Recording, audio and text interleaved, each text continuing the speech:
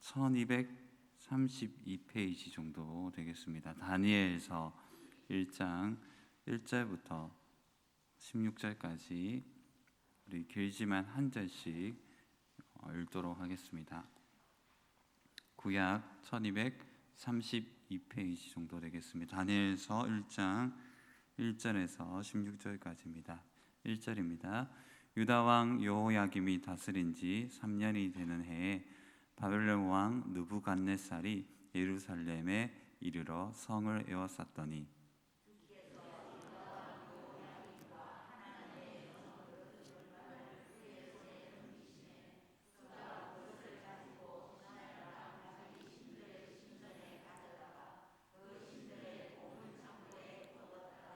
왕이 환관장 아스부나스에게 말하여 이스라엘 자손 중에서 왕족과 귀족 몇 사람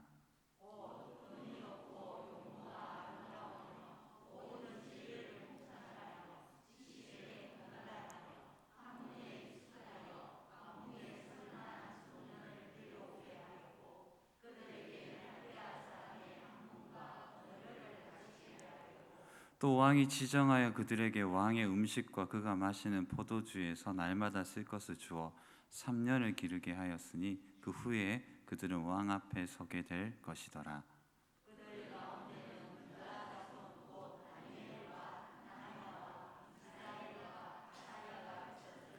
환관장이 그들의 이름을 고쳐 다니엘은 베드사살이라 하고 하냐냐는 사드락이라 하고 미사엘은 메삭이라 하고 아사랴는 아벳느고라 하였더라.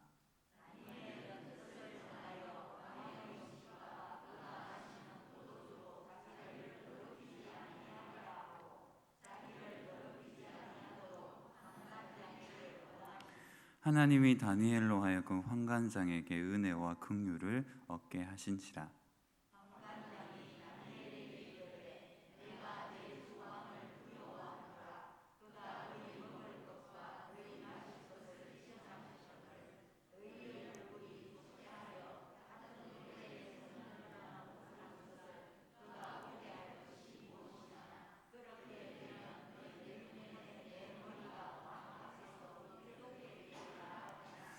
환관장이 다니엘과 하냐냐와 미사엘과 아사랴를 감독하게 한 자에게 다니엘이 말하되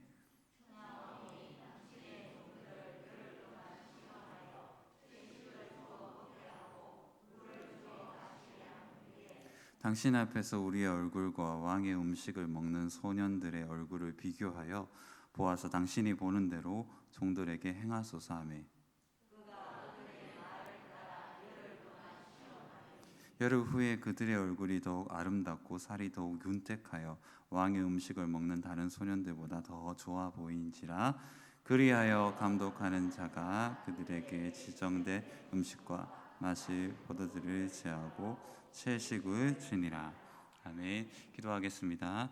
하나님 아버지, 굳은 날씨와 추운 날에 또 우리의 삶을 또 힘들게 하는 많은 어려운 환경 속에서도 또 우리가 하나님 앞에 예배하고 온라인이든 오프라인이든 하나님 존전 앞에 겸손히 엎드리게 하신 것 감사합니다.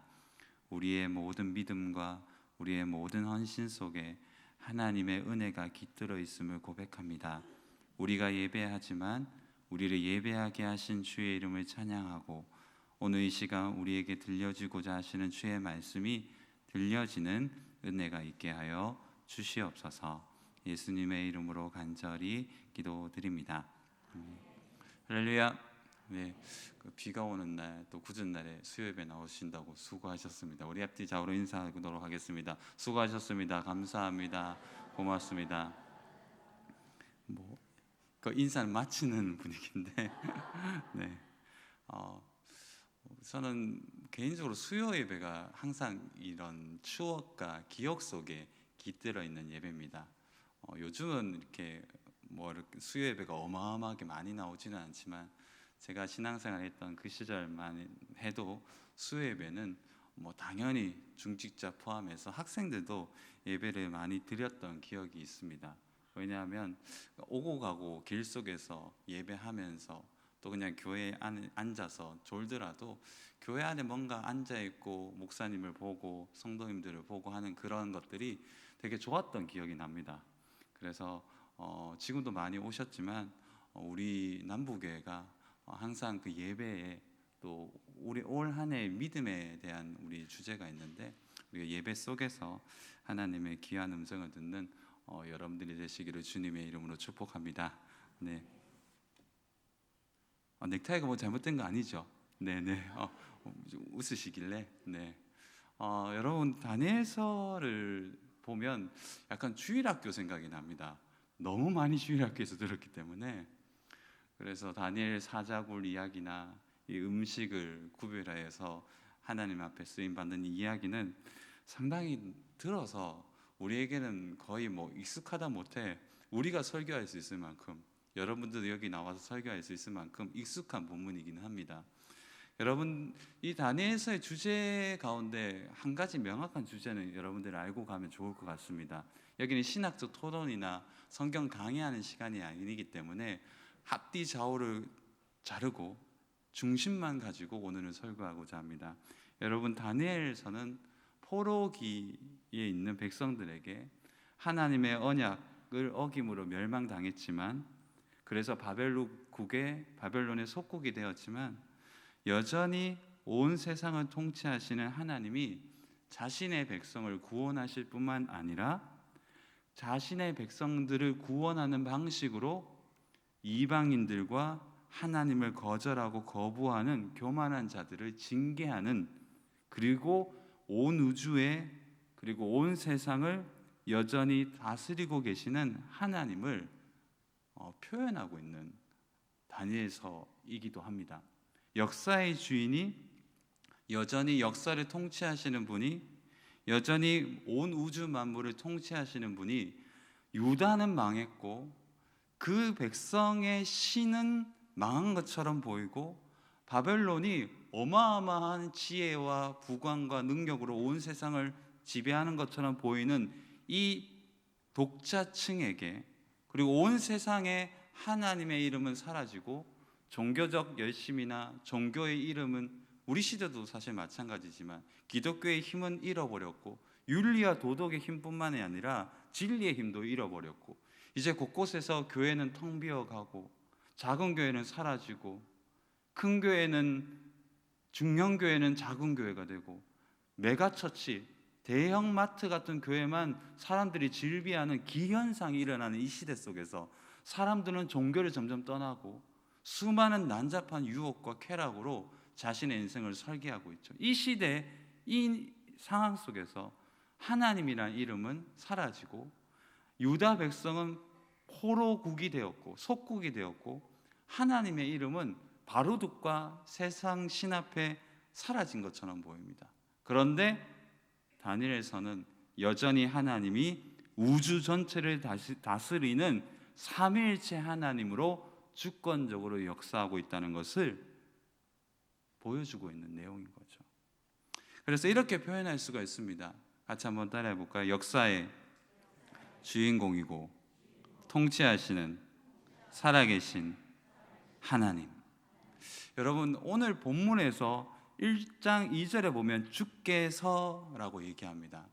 여러분, 유다가 망한 이유는 언약을 지키지 못해서입니다. 정확한 거예요. 이것은 타협의 여지가 없습니다. 아무리 선지자를 보내도 그들은 회개하지 않고 하나님을 떠나요. 그래서 하나님은 그들을 언약에 파괴했던 그 백성을 자신의 언약의 순결함을 지키기 위해서 버립니다. 잠시 동안. 그리고 포로기 이후에 바벨론 유수를 통해서 회복시키지만 1장 2절에 보면 다니엘서는 정확하게 언약을 파괴했던 주의 백성이기 때문에 바벨론 앞에 무릎을 꿇었지만 그것을 한 사람이, 그것을 이룬 그분이 누구냐면 바로 주님이 하셨다고 하는 겁니다. 이 모든 역사, 이 모든 사건, 이 모든 영역 속에서 결국 모든 것을 하나님이 하셨다고 하는 겁니다. 본문에서는 적게 나오고 있습니다. 여러분 나중에 성경을 읽어보시고 1장 전체를 한번 읽어보면, 여러분 다니엘서 1장을 전체를 읽어보면 이방 왕, 즉 바벨론 왕에 대한 표현이, 이 언어가 어마어마하게 나옵니다. 잠시만 얘기하면 1장 3절은 왕이, 5장의 왕이, 왕의 음식이 왕 앞에서, 8장의 왕의 음식, 10장 내주 왕, 13절 왕의 음식, 15절 왕의 음식. 사실 설교를 하려면 1장 전체를 해석해야 되기 때문에 보자면 18장 왕이, 19장 왕이, 20장 왕이. 요거를 한번 기억해 보십시오. 형광펜으로 그려보니까 왕이 10몇 번씩이나 어마어마하게 나와요. 여기에서 기막힌 아이러니와 주제가 나와요. 앞에서 나온 것처럼 역사의 주인공이고 통치하시는 살아계신 하나님이 이 역사의 주인공이세요. 근데 역사의 배후에서 감추어져 있죠. 아무도 하나님이 살아계신다고 느낄 수 없는 환경에 처해 있다는 것을 분명히 우리는 알 필요가 있습니다. 그런데 오늘 성경에 보면 하나님이 딱 3번 명시적으로 언어학적으로 드러나요. 1장 2절을 보면 주께서 이들을 넘기셨다. 그리고 9절에 보면 이렇게 나오죠. 9절 한번 읽어볼까요? 같이. 1장 9절입니다. 시작.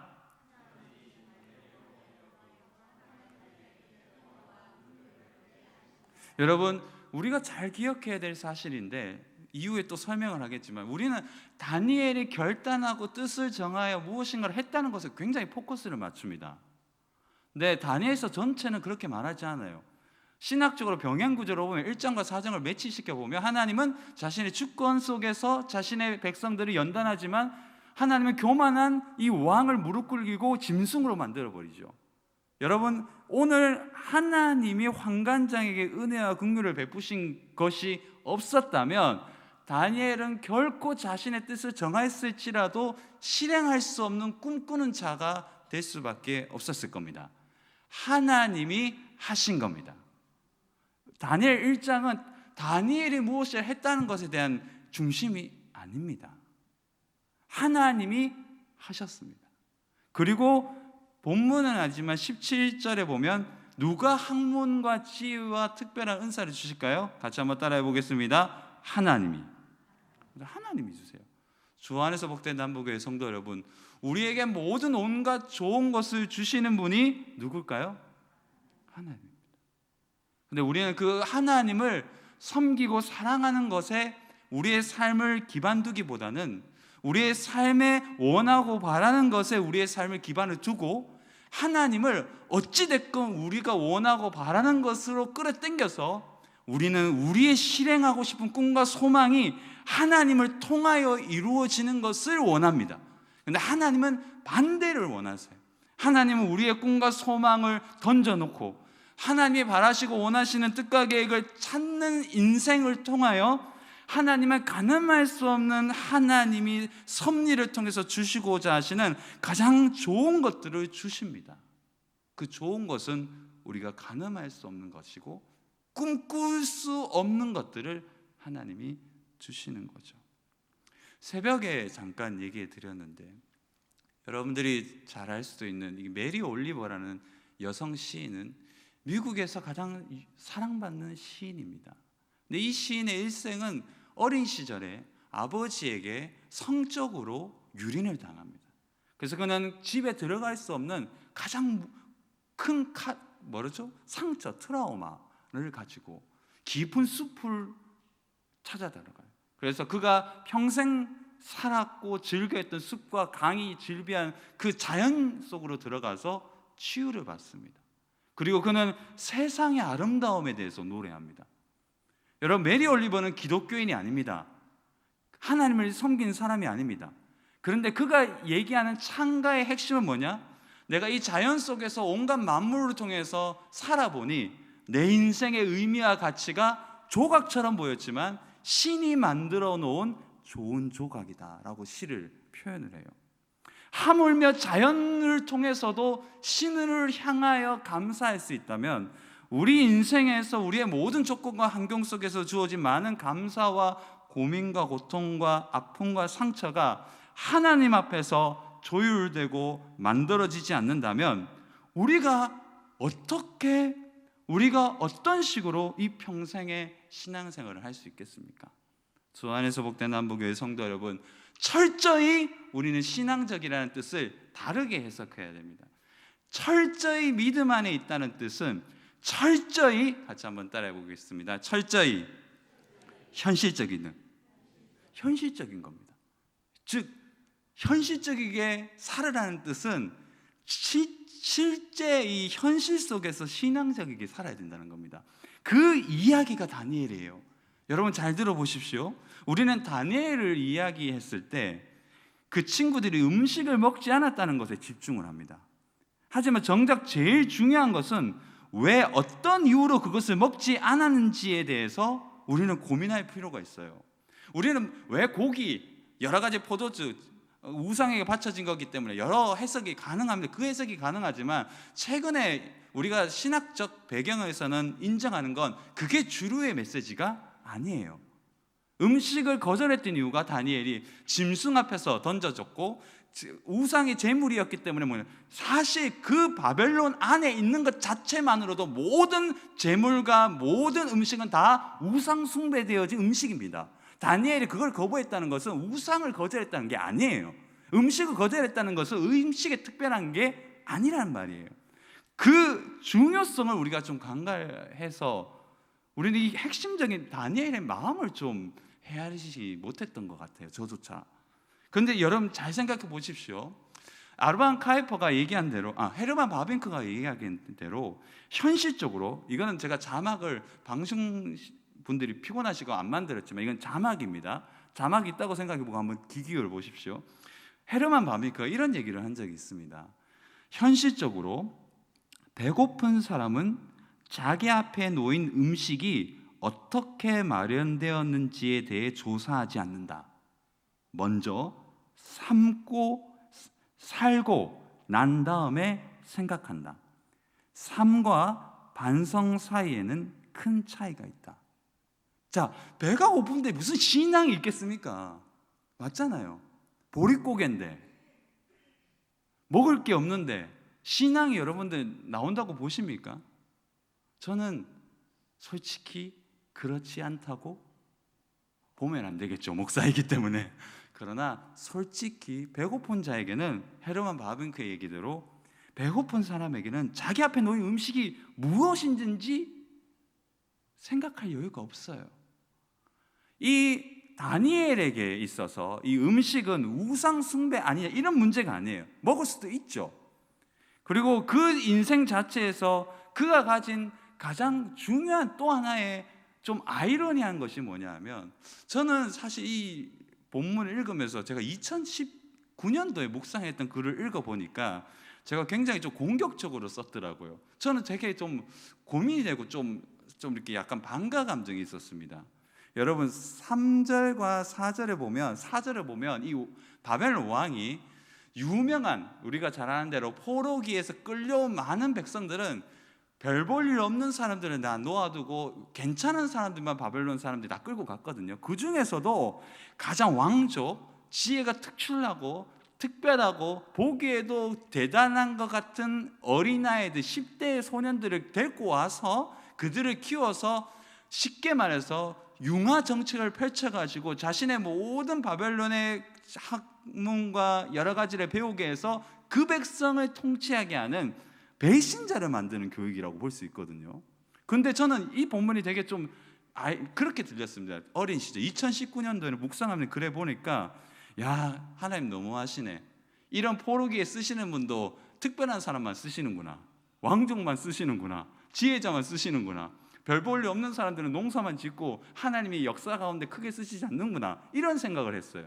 얼토당토하는 생각이죠. 그런데 여러분 성경을 읽을 때 자꾸 계속 반성작용을 하면서 읽어야 될 이유가 거기에 있습니다.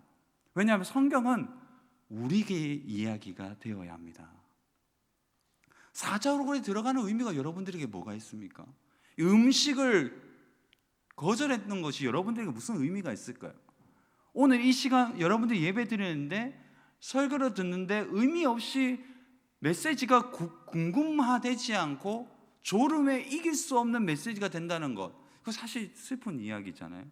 여러분, 그런데 다니엘 입장에서 보면 명확한 하나의 두 가지 하나가 나옵니다. 그게 뭐냐면 잘 생각해 보세요. 다니엘은 끌려온 10대 소년입니다. 왕족이에요. 유대인의 왕족과 귀족 출신이라면 율법을 다 배웠단 말이에요. 상당한 엘리트고 신앙적으로도 부모에게 상당한 교육을 받았단 말이에요. 근데 그는 끌려와서 차출됩니다. 반강제적으로. 어떤 추석을 읽어보면 부모 얘기가 안 나오는 것에 있어서 상당한 퀘스천을 돌리는 거죠. 다니엘과 그 친구들. 어쨌든 그들은 이름을 빼앗깁니다.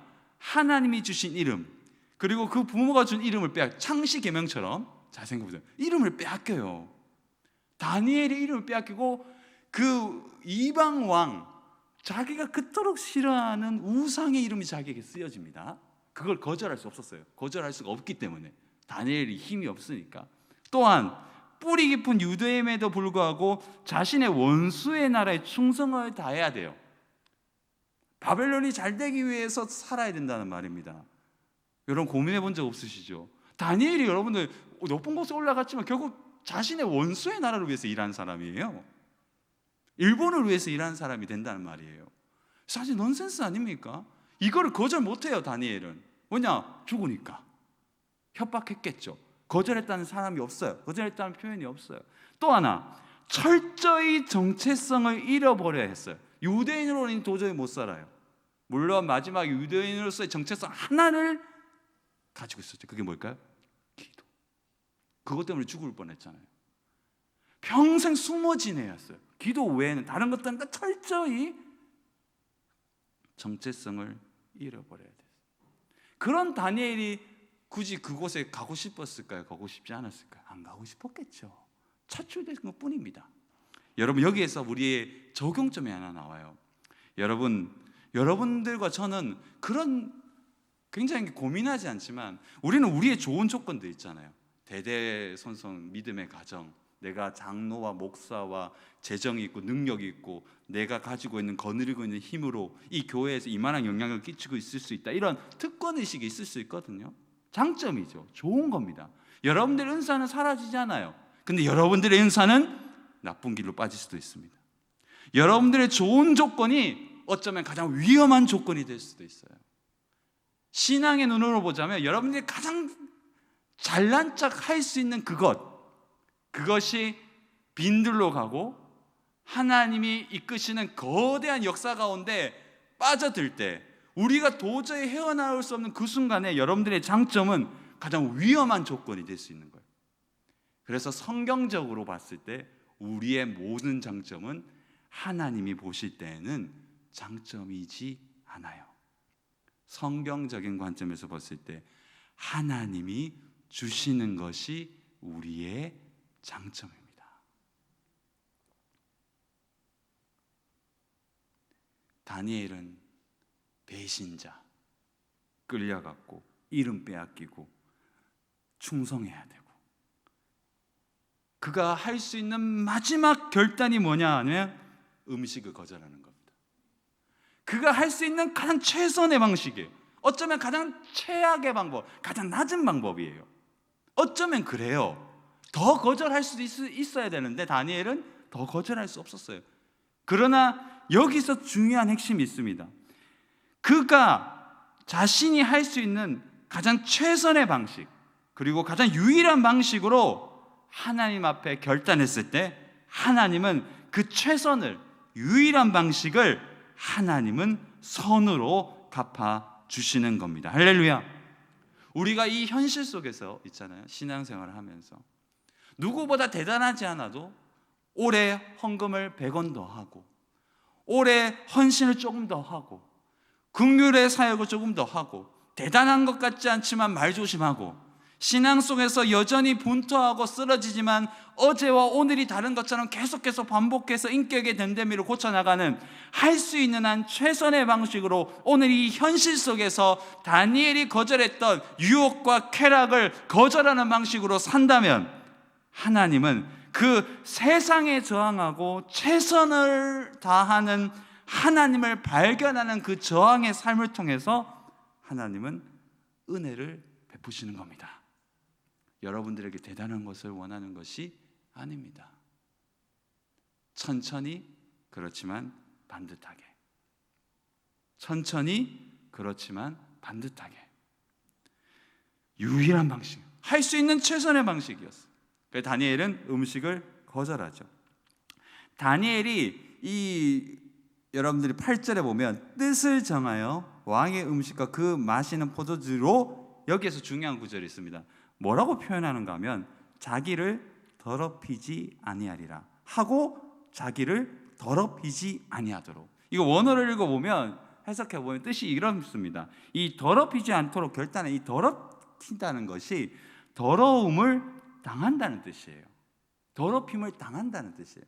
음식이 그를 더럽게 한다고 해석할 수도 있습니다. 그거는 정설이고 잘못된 설이 아니에요. 그러나 이 주석으로, 그리고 본문을 크게 보면 사실 그거보다 더 음식이든 그 어떤 대상이든 그가 그 세상의 것들에 대해서 마지막까지 분투하면서 끝내 결단하면서 그것을 거절했다는 겁니다.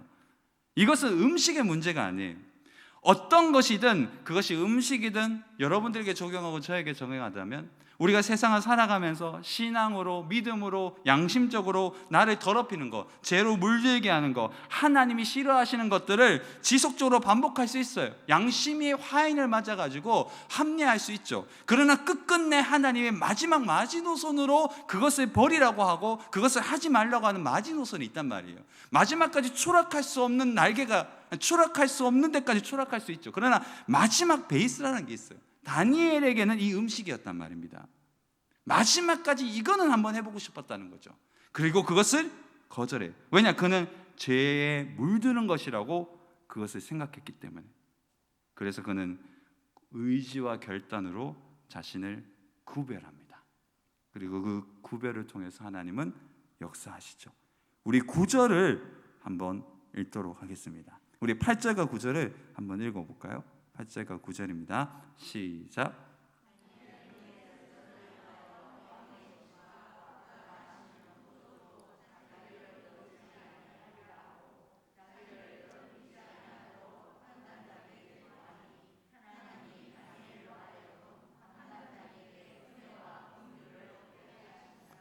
그렇게 구하니까 하나님이 다니엘로 하여금 환관장에게 은혜와 긍휼을 얻게 합니다. 여러분, 앞에서도 얘기한 대로 다니엘은 음식을 거절한 게 아닙니다. 그는 바벨론 왕을 거절한 겁니다. 앞에 나 열 몇 번이나 왕이. 이 음식을 거절한 이유는 다 한 가지입니다. 왕이 죽었기 때문에. 내가 마지막까지 당신의 신하로 살고 당신에게 굴복하지만 마지막까지 나를 배부르게 하고 나를 힘있게 하고 나를 지혜롭게 하는 것은, 나에게 총명을 주고 내 눈빛을 선하게 하고 맑게 하는 것은 당신의 음식이 아니라, 당신의 재물이 아니라, 당신의 호화로운 식탁이 아니라 내게는 채소가 의미하는 것은 채소가 아니에요. 요즘 말로 뭐 좋은 그게 아니란 말이에요. 그것은 뭐냐? 같이 한번 따라. 하나님이 주신 것. 맞아요. 여러분, 하나님이 주시는 궁핍함이 세상에서 고기 만찬보다 좋습니다. 네. 소고기 많이 드십시오. 그러나 하나님이 주시는 것은 소고기든 채소든 다 좋은데, 우리는 소고기 딱 정해놔요. 다니엘처럼 아니라 딱 내가 원하는 거 있잖아요. 만찬 하면 이거 코스로 딱 내게 주신 복은 이거다 딱 해서 만찬이 나오면 하나님 할렐루야 감사하지만, 내가 원하지 않는 채소나 뭐 갱시기가 나오거나 풀뿌리가 나오면 상당히 밥상을 뒤집어 엎고 싶은 마음인 거죠. 하나님 주시는데 갱시기가 나오니까 엎고 싶은 마음이에요. 여러분, 엎으면 굶습니다. 한 번 엎어도 굶죠. 두 번 엎고 세 번 엎으면 밥이 안 나옵니다. 여러분, 다니엘이 거절한 건 음식이 아닙니다. 왕을 거절한 겁니다. 어마어마한 거죠. 그리고 환관장이 얘기하잖아요. 야, 난 왕이 무섭다. 네가 초췌해지면 내가 죽는데 시험해보라. 그러니까 채소를 먹고도 막 윤택한 얼굴로, 그게 어떻게 가능할까요? 하나님이 주신 것을 먹었기 때문입니다.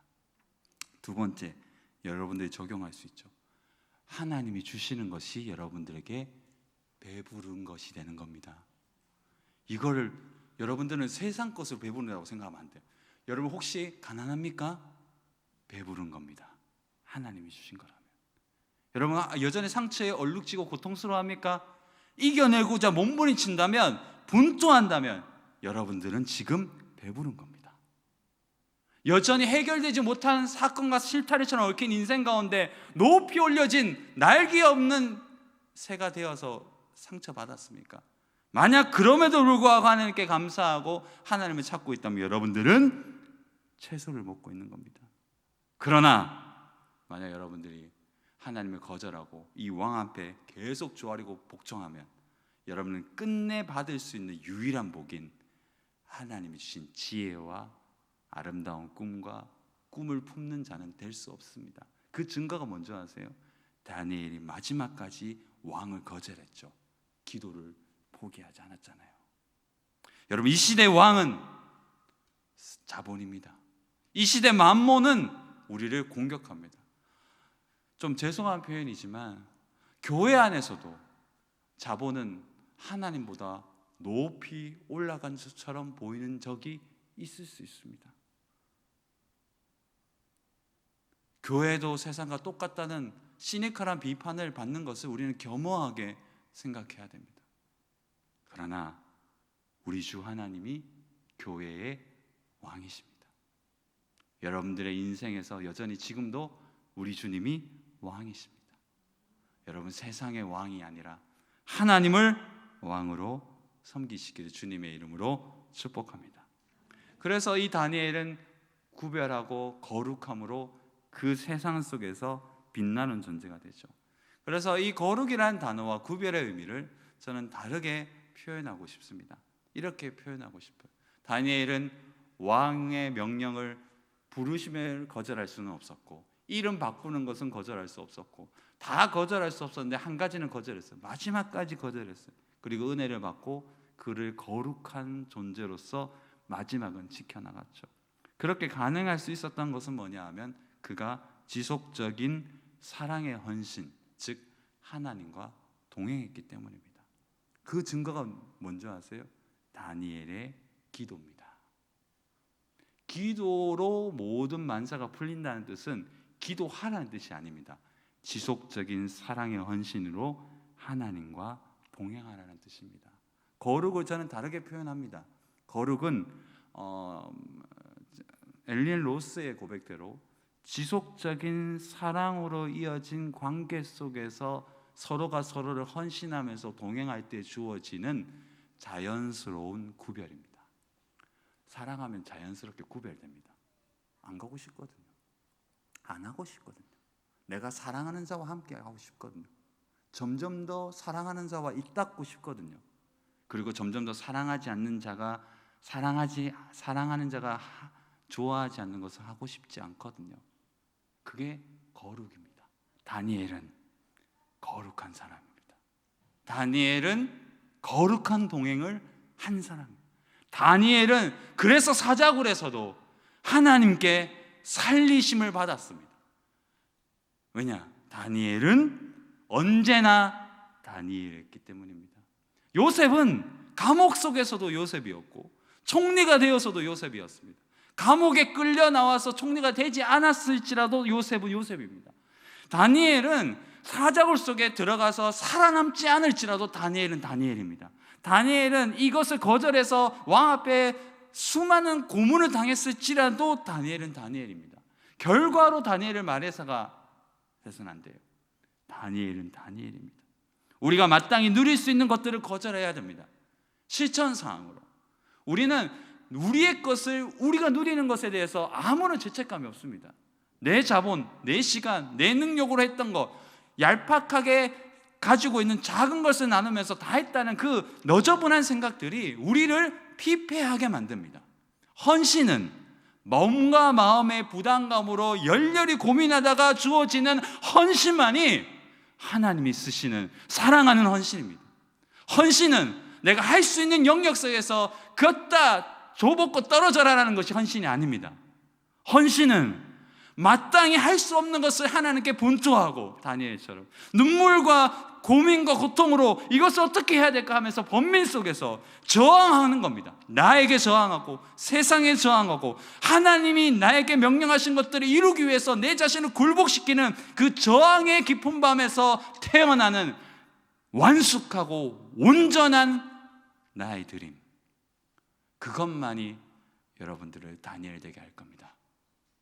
여러분, 얄팍하게 드려진 헌신으로 다 했다고 생각해서는 안 됩니다. 내가 이렇게 헌신했는데, 이거 종의 마음. 내가 이렇게 헌신했는데, 종의 마음. 여러분 헌신하게 하신 분이 누굽니까? 하나님이잖아요.